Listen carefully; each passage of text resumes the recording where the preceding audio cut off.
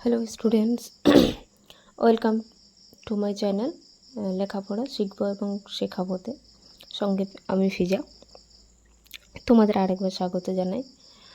আজকে চলে এসেছি আমার ইতিমধ্যে ইন্ট্রোডাকশন ক্লাসটি তোমরা দেখেছো। সেটাতে কিছুই ছিল না, জাস্ট আমি জানিয়েছিলাম যে আমি প্রতিনিয়ত ভিডিও দেব, আমি ক্লাস করাবো কোন কোন ক্লাসের, সেটাই বলেছিলাম।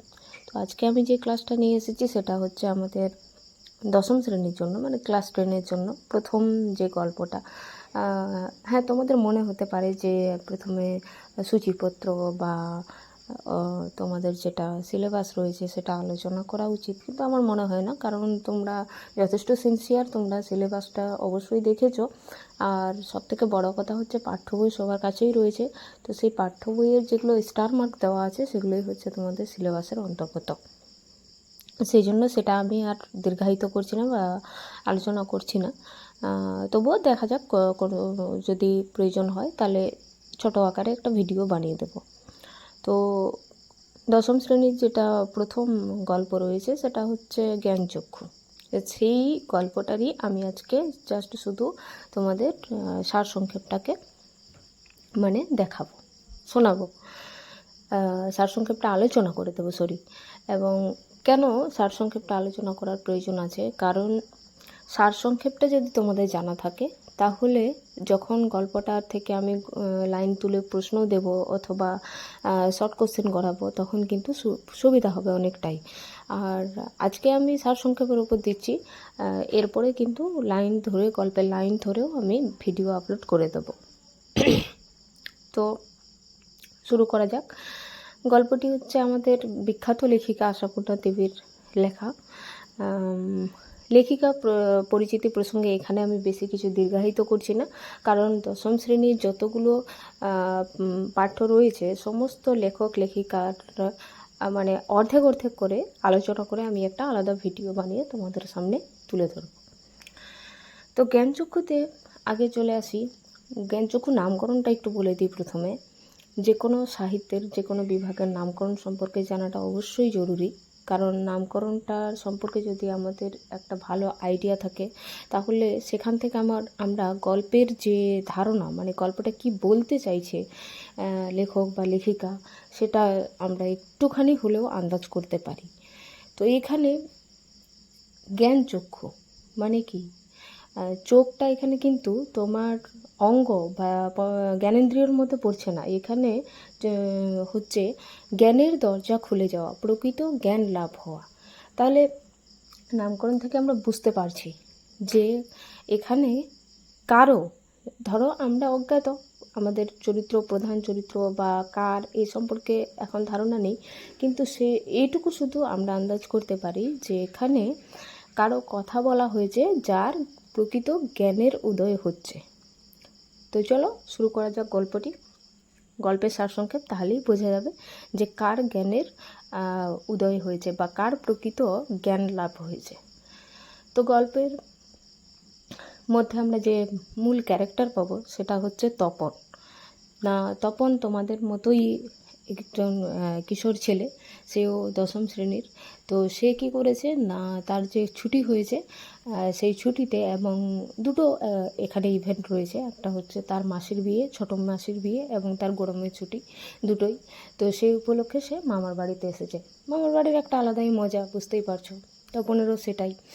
তো কিন্তু সবথেকে এখানে মেন যেটা আনন্দ তপনের বা তাকে অভিভূত করেছে সেটা হচ্ছে কি না, তপন এখানে এসে শুনেছে তার মাসির যে সদ্য বিবাহ হয়েছে যেই লোকটির সঙ্গে বা যেই ছেলেটির সঙ্গে, সে যে তার নতুন মেসোমশাই, সেই একজন লেখক। এইটাই হচ্ছে এখানে মূল বিষয়। যে কেন, কারণ তপন কিন্তু আগে থেকেই একটু অন্য ধরনের, মানে আর 4-5টা ছেলে থেকে একটু অন্য ধরনের, সাহিত্যের প্রতি তার একটা আলাদা অনুরাগ রয়েছে। সে এই কারণেই সে লেখক বা কবি এদের প্রতি তার একটা আলাদা ভাবনা রয়েছে। সে মানে ভাবতে পারে না। যেমন দেখবে আমরা ছোটোবেলা কী করেছি, ছোটোবেলা যখন আমরা হিরো হিরোইন এদের মানে সিনেমা দেখেছি বা ওদের সম্পর্কে শুনেছি, তখন না জানি আমাদের মনে হয়েছে ইস, এরাও কি আমাদের মতো স্বাভাবিক মানুষ, এরাও কি আমাদের মতো স্বাভাবিক জীবনযাপন করেছে। আমার তো মনে হয়েছে বন্ধুরা, তোমাদের মনে হয় কি না সেটা আমি জানি না, কিন্তু আমি আশা করছি ছোট বয়সে এগুলো সবার মধ্যেই আসে, কিউরিসিটি যেটাকে বলা হয়। তো আমরা যাকে আইডিয়াল মেনে নিই বা যেই বিষয়টাকে, তার সম্পর্কে আমাদের এরকম একটা অলীক কল্পনা থাকে, যেটা তপনের মধ্যেও ছিল লেখক সম্পর্কে। তো না, তপন কী ভেবেছিল যে লেখক না জানি মানে একটা অলৌকিক কোনো বস্তুর মতো হবে বা বিষয়ের মতো হবে, কিন্তু সে দেখলো কি যে তার যে নতুন মেসোমশাই, সে তার বাবা, তার ছোট কাকা, তার আরও আশেপাশে 4-5টা যে মানুষ রয়েছে তাদের মতোই স্বাভাবিক জীবনযাপন করছে, তাদের মতোই ঠাট্টা করছে, তাদের মতোই সমস্ত কিছু। সেইটা দেখে ও কিন্তু অবাক হয়ে গিয়েছিল এবং তার মনে হয়েছিল যে এরকম স্বাভাবিক একটা মানুষ যদি লেখক হতে পারে, তাহলে আমি কেন হতে পারবো না। এবং আমি আগেই বলেছি যে তার সাহিত্যের প্রতি একটা কী ছিল, অনুরাগ ছিল। অর্থাৎ সেও কল্পনা করছিল যে আমি যদি লিখতে পারি বা সাহিত্যিক হতে পারি, এরকম একটা ভাবধারা তপনের মধ্যে কিন্তু ছিল। তো সে তার ওই লেখক মেসোমশাইকে দেখে আরও ইন্সপায়ার হয়ে যায়, আরও অনুপ্রাণিত হয়, এবং তখন সে কী করে না, গল্প লিখতে শুরু করে একটা। এবং সেই গল্পটি ঘটনাচক্রে তার মাসির কাছে এসে পড়ে। তার মাসি তার মানে বয়সের তার থেকে 8 বছরের বড় ছিল, ওখানে উল্লেখ আছে বছর 8 বড়, এইভাবে তোমরা পাবে গল্পের মধ্যে। কিন্তু মাসির সঙ্গে তার একটা কী ছিল, বন্ধুত্বপূর্ণ মানে সম্পর্ক ছিল। এটা হয় অনেক ফ্যামিলিতে হয়, দেখবে ছোট পিসি বা ছোট কাকা বা ছোট মামা বা ছোট মাসির সঙ্গে অনেকেরই হয়ে থাকে এই বন্ডিংটা। তো সেটা তপনের হচ্ছে তার মাসির সঙ্গে ছিল। তো সে মাসিকে দেখায়, এবার মাসিও তো একবারে তার হাজব্যান্ড হচ্ছে হ্যাঁ হ্যাঁ মানে লেখক, সেটা একটু জাহির করার একটা ইচ্ছা তার মাসিরও ছিল। তো সে সঙ্গে সঙ্গে তার সেদিকে ধাবিত হয়। এইটা থেকে তোমাদের কোশ্চেন আসে 3 মার্কের যে বা 2 মার্কের, যে ছোটো মাসি সেই দিকেই ধাবিত হলো। এই কোশ্চেনগুলো আমি পরে থেকে করিয়ে দেবো তোমাদের, নো টেনশন। তো এবার হচ্ছে নাকি সঙ্গে সঙ্গে তার মেসোর কাছে নিয়ে যায়। মেসো দেখে এবার বিকেলে এই কথাটা চায়ের টেবিলে উঠে মেসোমশাই বলে হ্যাঁ তপনের হাত আছে লেখার, এবং তারপর একটা কথা সেখানে বলে যে এটা সন্ধ্যাতারা পত্রিকার যে সম্পাদক, তার সঙ্গে তপনের মেসোর একটা ভালো পরিচয় রয়েছে, এবং তপনের এই গল্পটি তপনের মেসো না কি করতে পারবে, প্রকাশ করে দিতে পারবে, জাস্ট একটু আধটু কারেকশন করে দিতে হবে। এই বলে সেখান থেকে তারা কিন্তু ওখানে তাদের ছুটিও শেষ হয়ে আসে। সমস্ত আত্মীয় বাড়ি আর মানুষ কতদিন থাকবে বলো, তো সমস্ত কিছু শেষ হয়ে যায়, যে যার নিজের নিজের বাড়িতে চলে যায়। সবাই এই জিনিসটাকে ভুলে গেলেও তপনের মনের মধ্যে কিন্তু একটা আশার মানে আলো প্রদীপ্ত হতে থাকে, যে এই বুঝি এই হলো, এই হচ্ছে, এরকম একটা কয়েকটা দিন তার কিন্তু কাটে। এবং এর ফাঁকে সে বাড়িতে গিয়েও কি করে না, 2-3টি গল্প কিন্তু ইতিমধ্যে আরও লিখে ফেলেছে আশায় আশায়। এরপর আরও দীর্ঘ সময় কেটে যায়, কয়েক মাস সময় কেটে যায়। তো তখন সেটার আশা ছেড়ে দেয়, কিন্তু বা ক্ষীণ হয়ে যায় তার আশাটা। কিন্তু হঠাৎ একদিন তপনের বুকের রক্ত ছলকে ওঠে। না কি দেখে, তপন দেখছে যে তার মাসি এবং তার যে মেসোমশাই, নতুন মেসোমশাই, তারা তাদের বাড়িতে এসেছে। শুধু বাড়িতে আসেনি, হাতে একটি সন্ধ্যাতারা পত্রিকা নিয়ে এসেছে। এই জায়গাটাই হচ্ছে তপনের বুকের রক্ত ছলকে ওঠার কারণ। কারণ কোনো বাড়িতে কেউ আত্মীয় আসলে এমনি বেড়াতে আসবে, মিষ্টি মিষ্টান্ন নিয়ে আসবে, তাই না?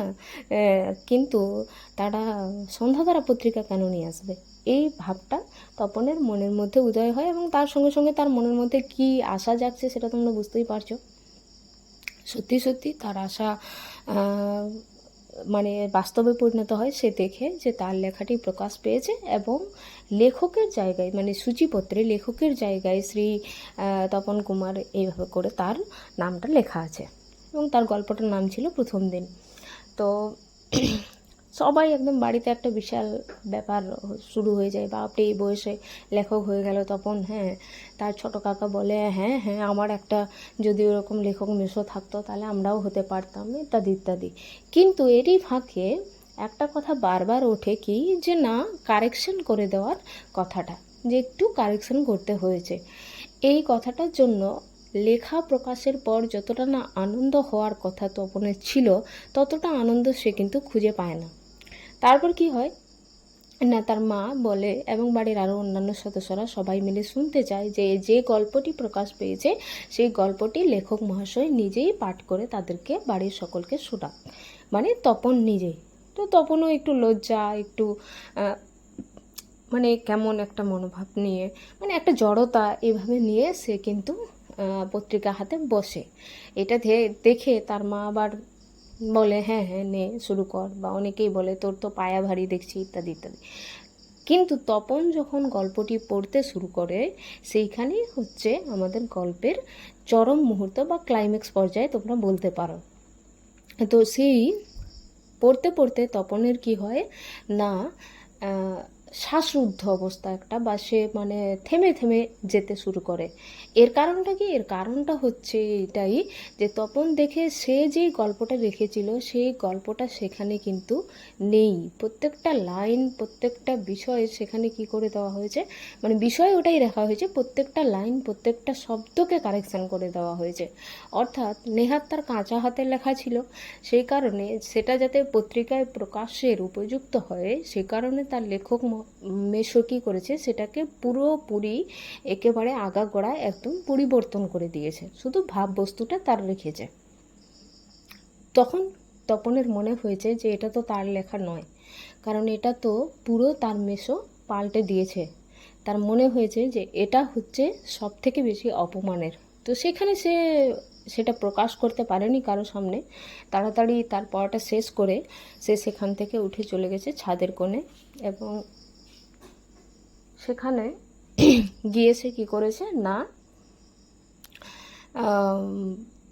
ছাদের এক কোণে দাঁড়িয়ে সেখানে সে কী করেছে না, তার জামার যে কোণ সেটা দিয়ে তার চোখের জল মুছেছে, এবং সে সেখানে প্রতিজ্ঞা করেছে যে আমি আজকের পর থেকে যদি আর কোনো দিন আমার লেখা প্রকাশ করি তাহলে কি করব না, আমি একেবারে নিজে গিয়েই সম্পাদককে দেব, যাতে কাউকে কি করতে হয় না, কোনো ধরনের কারেকশন করার প্রয়োজন হয়। আমার নিজের লেখা থাকবে নিজের হাতের, এটা সে মনে মনে প্রতিজ্ঞা করে। কারণ অন্যজন যদি কারেকশন করে দেয় তাহলে তার থেকে অপমানের বা তার থেকে লজ্জার আর কি নেই, এটা তপন কিন্তু সেখানে বুঝতে পারে।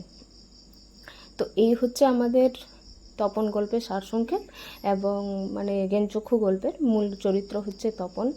আর জ্ঞানচক্ষু হচ্ছে এটাই যে তার প্রকৃত লেখক হতে হলে কি করতে হবে, বা শুধু গল্প লিখে দিয়ে দিলেই হবে না, কিভাবে সেটা করতে হবে এবং নিজস্বতা একটা গল্পের মধ্যে কীভাবে থাকা চাই সেটা তপন কিন্তু এখানে বুঝতে পেরেছে। সাহিত্যিকের একটা মূল্য সেটা কিন্তু তপন এখানে আঘাত পেয়ে, কষ্ট পেয়ে বুঝতে পেরেছে। এইটাই হচ্ছে তার জ্ঞানচক্ষুর উদয় হওয়ার একটা বিষয়। সে কারণে আমাদের গল্পটির নামকরণও এখানে সার্থক হয়েছে। তাহলে এখানে এই পর্যন্তই, এই হলো আমাদের গল্পের সারসংক্ষেপ। আজকে আর দীর্ঘায়িত করছি না ভিডিওটি, এখানেই স্টুডেন্টস। এরপরে আমরা এর আলোচনা প্রয়োজন হলে লাইন বাই লাইন আমি ধরে ধরে পড়িয়ে দেবো, এবং এর উপর যেগুলো ইম্পর্টেন্ট কোশ্চেন হয়, নোট হয়, সেগুলো আমি নিয়ে আসবো। Thank you.